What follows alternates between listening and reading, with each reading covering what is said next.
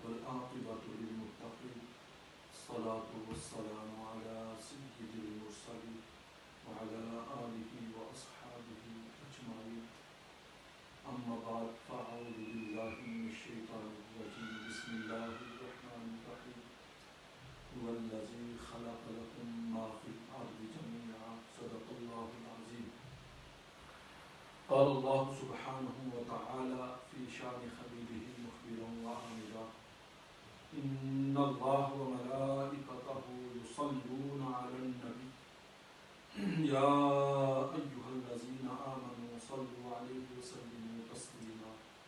الصلاة والسلام عليك يا سيدي يا رسول الله وعلى آلك وأصحابك يا حبيب الله.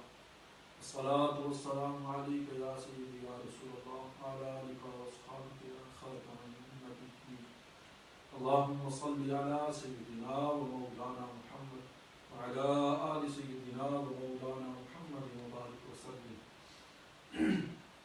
الحمدللہ اللہ سبحانہ وتعالی کے فضل و کرم سے، اس کی توفیق خاص سے، آقا کریم علیہ الصلوۃ والسلام کے نام پاک کے تصدق سے آج ہم رمضان المبارک کے دوسرے جمعہ میں حاضر ہیں. مالک کائنات اس ماہ مبارک کے روزے، اس ماہ مبارک کی عبادات، صدقات و خیرات اپنی پاک بارگاہ میں قبول و منظور فرمائے. مالک کائنات ہمیں صحیح معنوں میں اس ماہ مبارک کا ادب و احترام، اس ماہ مبارک میں صحیح طریقے سے عبادات کرنے کی توفیق عطا فرمائے. ہم سب کو مالک کائنات سچی توبہ کرنے کی توفیق عطا فرمائے. مالک کائنات ماہ مبارک کے مبارک لمحات کے صدقے اس موذی مرض سے ہم سب کو، پوری انسانیت کو، پوری امت مسلمہ کو نجات عطا فرمائے. حاضرین محترم، مالک کائنات نے اپنی پاک کلام کے اندر ارشاد فرمایا هو الذی خلق لکم ما فی الارض جميعا. وہی ہے جس نے پیدا کیا زمین میں. وہ کس کے لیے پیدا کیا؟ جو کچھ پیدا کیا سب کچھ انسانوں کے لیے پیدا کیا. اور انسان کو پیدا کرنے کا مقصد کیا ہے؟ وما خلقت الجن والانس الا لیعبدون. مالک کائنات نے ارشاد فرمایا کہ انسان کو پیدا کرنے کا مقصد صرف اور صرف یہ ہے کہ وہ میری عبادت کرے. یعنی جنات اور انسانوں کو پیدا کرنے کا مقصد مالک کائنات نے اپنی عبادت کا بنایا ہے کہ مقصد یہ ہے کہ وہ میری عبادت کرے. حاضرین محترم، آپ عبادت کئی طریقے سے کی جاتی ہے. اللہ کا ذکر کرنا عبادت، حلال روزی کمانا عبادت، روزہ رکھنا عبادت، پنجگانہ نماز ادا کرنا عبادت. ہر نیک کام جو انسان رضائے ربی کے لیے کرتا ہے وہ عبادت میں آ جاتا ہے. حاضرین محترم، آقا کریم علیہ الصلوۃ والسلام نے ارشاد فرمایا کہ جو عبادت ہے اس کا مقصد کیا ہے. فرمایا کہ حدیث پاک میں ہے صلو تنجحو، کہ تم نماز ادا کرو تو تمہیں نجات مل جائے گی، تمہیں سکون ملے گا. وزکو تفلحو، زکوٰۃ ادا کرو تو فلاح پا جاؤ گے. وصوموا تصحوا، تم روزے رکھو تمہیں صحت ملے گی. وتسافروا تغنموا، تم سفر کرو تو غنی ہو جاؤ گے. یہ ساری عبادات ہیں جن کے اندر انسان کا اپنا فائدہ ہے. جب انسان نماز ادا کرتا ہے تو اسے نجات مل جاتی ہے، ہر مشکل سے نجات، ہر بیماری سے نجات. شرط یہ ہے کہ نماز وہ صحیح طریقے سے خشوع اور خضوع کے ساتھ وہ ادا کرے. زکوٰۃ ادا کرتا ہے تو اسے فلاح ملتی ہے. ماہ رمضان المبارک کے روزے رکھتا ہے تو اسے صحت و تندرستی عطا کی جاتی ہے، سفر کرتا ہے تو غنی کر دیا جاتا ہے۔ تو حاضرین محترم، یہ ماہ رمضان المبارک ہے۔ اس ماہ رمضان المبارک کے روزے مالک کائنات نے ہم پر فرض کیے۔ یا ایھا الذین آمنوا کتب علیکم الصیام، کہ ہے ایمان والو تم پر ماہ رمضان کے روزے فرض کیے گئے ہیں۔ حاضرین محترم، جو انسان روزے نہیں رکھتا، اس ماہ مبارک کا ادب و احترام نہیں کرتا، حضرت جبریل امین اس کے لیے دعائے جلال کرتے ہیں۔ ایک مرتبہ آقا کریم علیہ الصلوۃ والسلام نے صحابہ اکرام سے فرمایا کہ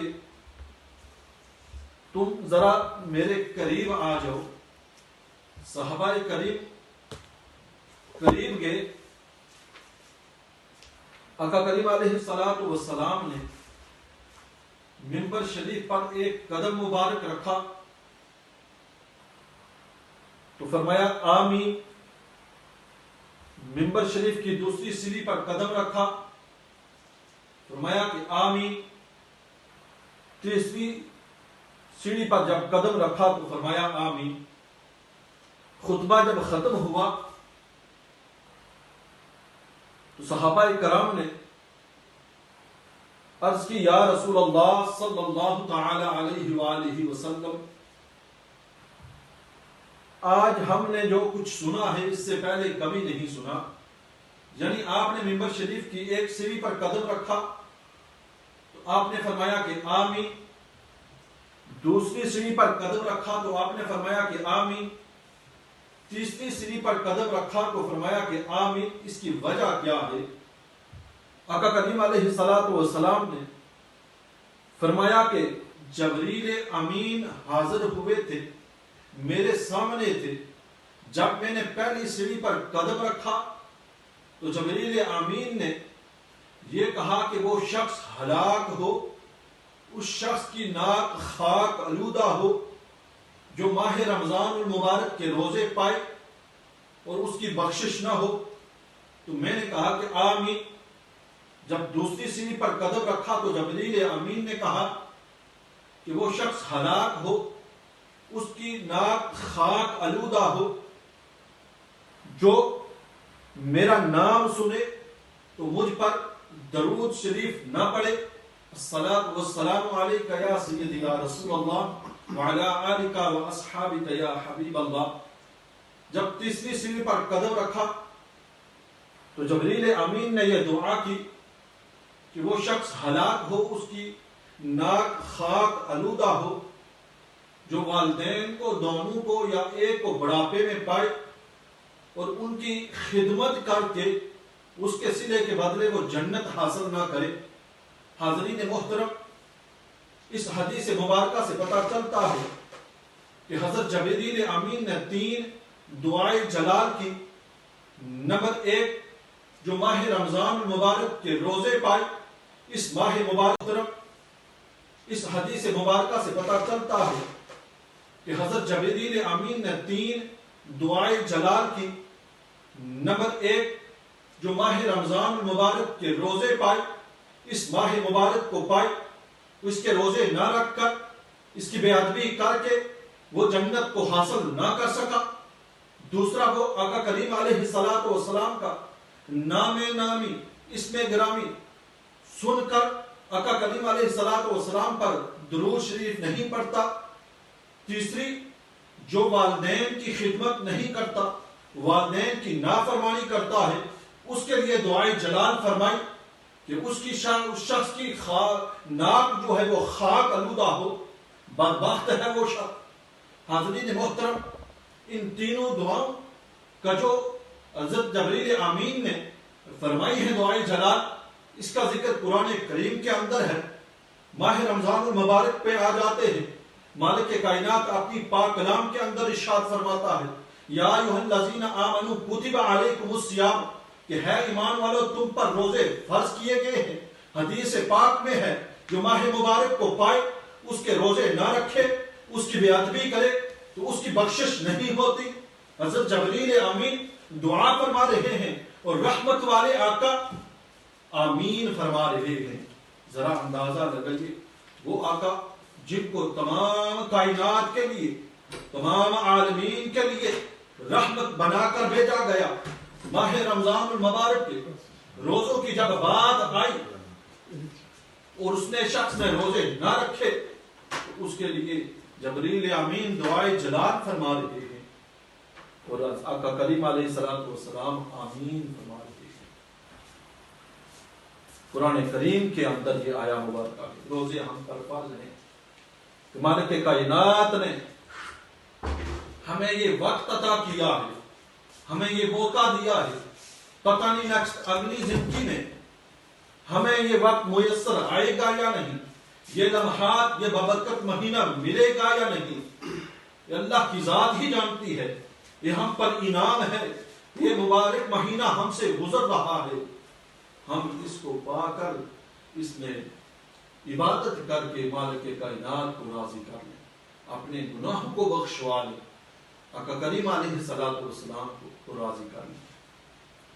پھر فرمایا دوسری دعائے جلال، جو شخص کی ناک خاک آلودہ ہو، وہ ہلاک ہو جائے شخص جو آقا کریم علیہ الصلوۃ والسلام کا نامی سن کر درود شریف نہ پڑھے. اللہم صلی علی سیدنا و مولانا محمد وعلی آل سیدنا و مولانا محمد وبارک وسلم. اس کا ذکر بھی قرآن کریم کے اندر سورہ احزاب کے اندر ان اللہ و ملائکتہ یصلون علیہ وسلموا تسلیما. ان اللہ و ملائکتہ یصلون علی النبی یا ایھا الذین آمنوا صلوا علیہ وسلموا تسلیما. مالک کائنات خود ارشاد فرما رہا ہے کہ ہے ایمان والو، سارے فرشتے اور میں خود آقا کریم علیہ الصلوۃ والسلام پر درود و سلام کے نذرانے پیش کرتا ہوں. یا ایھا الذین آمنوا، ہے ایمان والو تم بھی میرے پیارے محبوب پر درود و سلام کے نذرانے پیش کرو. حاضرین محترم، تیسری دعائے جلال، اس کا بھی ذکر قرآن کریم کے اندر جبریل امین دعا فرما رہے ہیں کہ وہ شخص ہلاک ہو جائے، اس کی ناک خاک آلودہ ہو، جو والدین کو بڑھاپے میں پائے دانوں کو یا ایک کو ان کی خدمت کر کے جنت حاصل نہ کر سکے. مالک کائنات نے ارشاد فرمایا سورہ بنی اسرائیل 15واں سپارہ، وَقَضَىٰ رَبُّكَ أَلَّا تَعْبُدُوا إِلَّا إِيَّاهُ وَبِالْوَالِدَيْنِ إِحْسَانًا. مالک کائنات نے ہمیں حکم دیا ہے کہ تم میری عبادت کے متصل بعد والدین کے ساتھ حسن سلوک کرو، والدین کی خدمت کرو، ان کے لیے دعائیں کرتے رہو. وَقُلْ رَبِّ ارْحَمْهُمَا كَمَا رَبَّيَانِي صَغِيرًا. کہ ہے مالک کائنات کو ان دونوں پر رحم فرما، جس طرح انہوں نے مجھے بچپن میں پالا ہے، میری پرورش کی ہے. حاضرین محترم، مالک کائنات ہمیں یہ حکم دے رہا ہے کہ تم ماہ رمضان کے روزے رکھ کر اپنی گناہوں کو بخشوا لو. تو آقا کریم علیہ الصلوۃ والسلام پر درود و سلام کے نذرانے پیش کر کے اپنے آپ کو بخشوا لو. تم والدین کی خدمت کر کے اپنے آپ کو بخشوا لو. حاضرین محترم، یہ ہمارے پاس وقت ہے، مالک کائنات کا دیا ہوا ہمارے پاس یہ انعام ہے، ہمیں یہ حاصل کرنا چاہیے. اگر ہمارے اندر غلطیاں کوتاہیاں ہیں تو ہمیں توبہ کرنی چاہیے. اگر والدین سے نافرمانی کر رہے ہیں تو توبہ کرنی چاہیے. اگر ماہ رمضان المبارک کے اگر ہم روزے چھوڑ رہے ہیں تو ہمیں سوچنا ہوگا کہ یہ ہم کتنا بڑا فرض، کتنا اللہ کا یہ انعام ہے، اس کو ہم چھوڑ رہے ہیں، ہم اس سے دور ہو رہے ہیں. توبہ کرنی چاہیے. پھر دیکھنا ہوگا کہ آیا رمضان المبارک کا ہم ادب کر رہے ہیں کہ نہیں. پھر آقا کریم علیہ الصلوۃ والسلام پر کیا ہم درود و سلام کے نذرانے پیش کر رہے ہیں کہ نہیں. حاضرین محترم، ایک آدمی تھا، وہ پورا سال نماز نہیں پڑھتا تھا، حالانکہ نماز فرض ہے، پڑھنی چاہیے، لیکن ماہ مبارک آتا وہ اچھے طریقے سے اپنی صفائی کرتا، ماہ رمضان المبارک کے روزے رکھتا، اس کا ادب کرتا. پھر گزشتہ جو نمازیں تھی اس کو وہ ان کی قضا کرتا. کسی نے پوچھا کہ تم کیوں یہ کرتا ہے؟ تو وہ شخص کہنے لگا کہ یہ رحمت والا مہینہ ہے، یہ بخشش والا مہینہ ہے، یہ مغفرت والا مہینہ ہے. مالک کائنات اس ماہ مبارک کے صدقے مجھے بخش دے گا.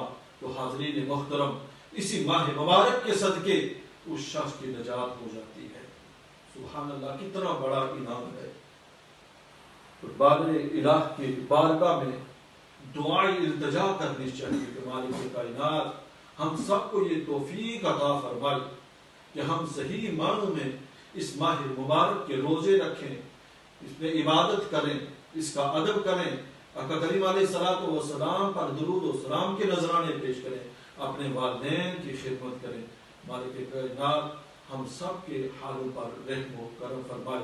وآخر دعوانا ان الحمد للہ رب العالمین.